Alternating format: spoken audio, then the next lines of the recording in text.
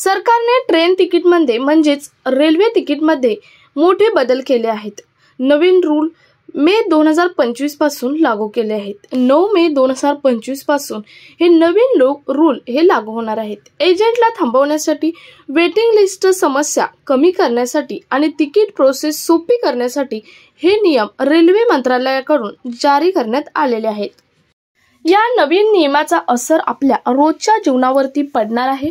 या नवीन नियमामुळे आता ट्रेन तिकीट बुकिंग सिस्टीम पूर्णपणे बदलली आहे। पहिले जिथे स्लीपर किंवा एसी कोचमध्ये यात्रा म्हणजेच प्रवास करत होते, आता असे नाही होणार। ॲडव्हान्स तिकीट अवधी पण कमी केला आहे। यामुळे प्रवाशांना फायदे तर होणारच आहेत, त्याचबरोबर काही तोटे सुद्धा होणार आहेत।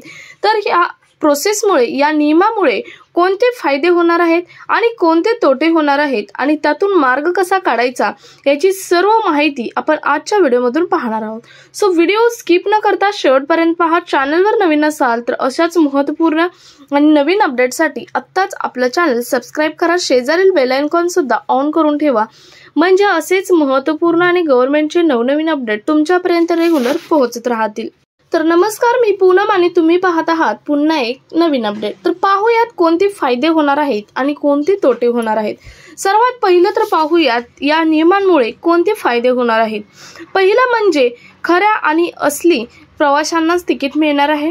दुसरं म्हणजे बुकिंग सिस्टीम सुद्धा सोपी होणार आहे आणि तिसरं आहे वेटिंग लिस्ट पण कमी होणार आहे। हे झाले फायदे। त्यानंतर पाहूयात नुकसान म्हणजेच तोटे काय होणार आहेत। पहिला आहे, एकतर ॲडव्हान्स तिकीट बुक करणाऱ्यांना नुकसान मिळणार। 1 या 2 आठवड्यामध्ये आधी म्हणजेच 1 किंवा 2 आठवड्यात आधी तिकीट बुक करतात त्यांना अडचणींना सामना करावा लागणार आहे। त्यानंतर दुसरं म्हणजे वेटिंग तिकीटवाल्यांना स्लीपर किंवा एसी कोचमध्ये यात्रा मिळणार नाही, म्हणजेच प्रवास मिळणार नाही। त्यानंतर तिसरं आहे ते म्हणजे तात्काळ तिकीट बुक करणाऱ्यांना रिफंड सुद्धा मिळणार नाही। हे झाले नुकसान आणि फायदे, म्हणजे फायदे आणि तोटे काय होणार आहेत या सिस्टीममुळे, म्हणजेच नियमांमध्ये बदल केल्यामुळे, तिकीटच्या नियमांमध्ये बदल केल्यामुळे फायदे किंवा तोटे काय होणार आहेत ते पाहिलं। यानंतर आपण पाहूयात रेल्वे मंत्रालयाकडून करण्यात आलेले मोठे बदल, नियमामध्ये कोणते बदल करण्यात आलेले आहेत ते पाहूयात। त्यातील पहिला आहे ते म्हणजे वेटिंग तिकीटमध्ये बदल केला आहे।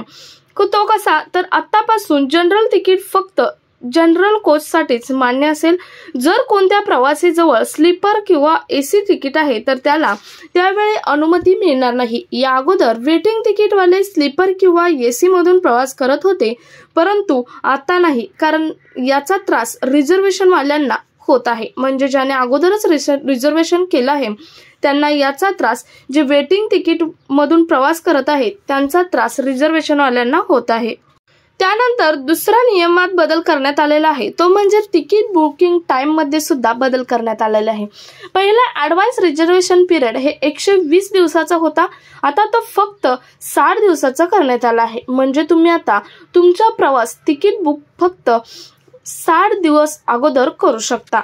त्यानंतर पाहूयात तिसरा नियम काय आहे, तो म्हणजे तात्काळ तिकीट बुकिंग मध्ये बदल करण्यात आलेला आहे। तो कसा, तर तात्काळ तिकीट बुकिंगसाठी आधार व्हेरिफिकेशन जरूर केले जाणार आहे। तात्काळ तिकीट बुकिंगसाठी डायनॅमिक प्रिसाइसिंग सुद्धा लागू होणार आहे। म्हणजे तात्काळ तिकीट बुकिंगच्या बदलामध्ये सुद्धा नियमामध्ये सुद्धा बदल करण्यात आला आहे। आधार व्हेरिफिकेशन हे कंपल्सरी केलं जाणार आहे। त्यानंतरचा पुढचा बदल आहे तो म्हणजे तिकीट बुकिंग आणि रिफंड पॉलिसीमध्ये बदल। रेल्वेने तिकीट रिफंड, तात्काळ तिकीटमध्ये चार्जेसमध्ये बदल केले आहेत, तसेच कॅशलेस चार्जेसमध्ये सुद्धा बदल केलेले आहेत। हा झाला चौथा नियमांमधील बदल। त्यानंतर पुढचा 5वा बदल आहे तो म्हणजे ओळखपत्र आणि एजंट बुकिंग मध्ये बदल। आता तिकीट बुकिंग आणि प्रवासाच्या वेळी एकच ID प्रूफ अनिवार्य केलं जाणार आहे। पहिले तिकीट बुकिंग वेळी एक ID प्रूफ आणि प्रवासाच्या वेळी दुसरे ID प्रूफ असले तरी चालत होते, परंतु आता हेच बंद करून तिकीट बुकिंग वेळी आणि प्रवासाच्या वेळी एकच ID प्रूफ हे अनिवार्य केलं आहे। त्यानंतर 6वा नियम आहे तो म्हणजे 6व्या नियमातील बदल आहे तो म्हणजे खाण्यापिण्याच्या सेवेत बदल। आता प्रवासी विदाउट मील बुकिंग असेल तरी सुद्धा खाण्याच्या वस्तू खरेदी करू शकतात।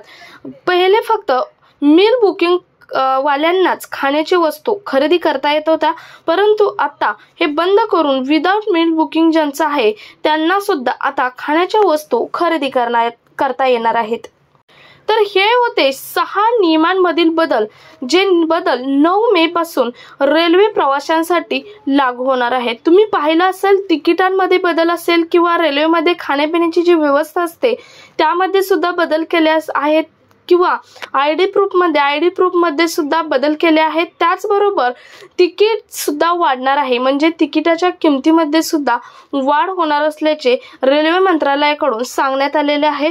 ते आता 9 मे नंतर कळेल की कोणते नियम खरे लागू झालेले आहेत। आमच्या प्राथमिक माहितीनुसार हे 6 नियम रेल्वे मंत्रालयाकडून जारी करण्यात आलेले आहेत।